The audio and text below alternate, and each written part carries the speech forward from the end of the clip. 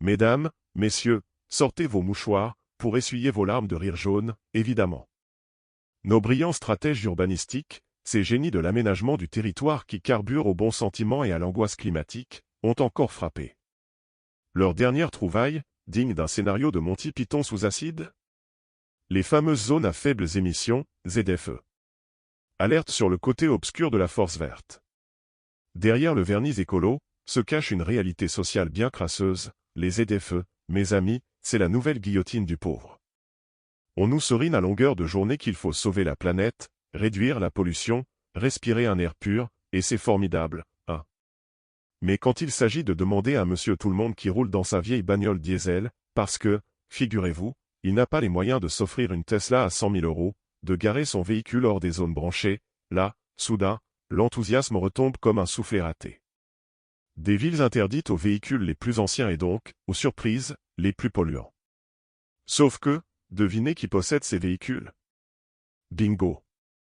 Ceux qui ont déjà du mal à joindre les deux bouts, ceux pour qui la voiture n'est pas un caprice bobo, mais un outil de travail indispensable.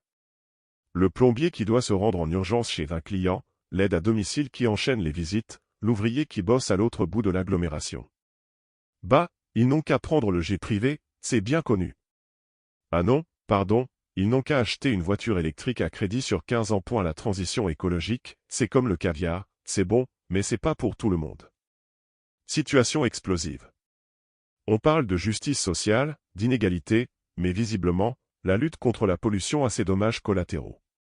Et tant pis si ça crée des tensions, si ça isole davantage les personnes déjà fragilisées, si ça complique leur accès à l'emploi, aux services publics, à la vie, quoi. L'important, c'est d'afficher de belles courbes de réduction des émissions, quitte à sacrifier quelques pions sur l'autel de l'écologie punitive.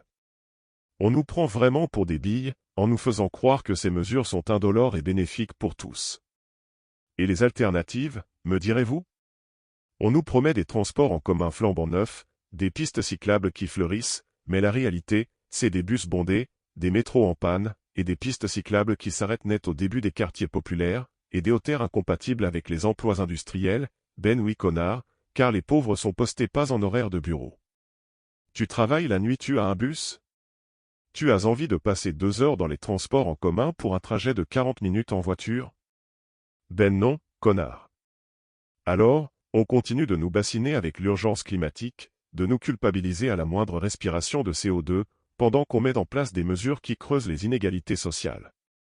On nous parle de santé publique, mais on oublie que la santé sociale est tout aussi importante.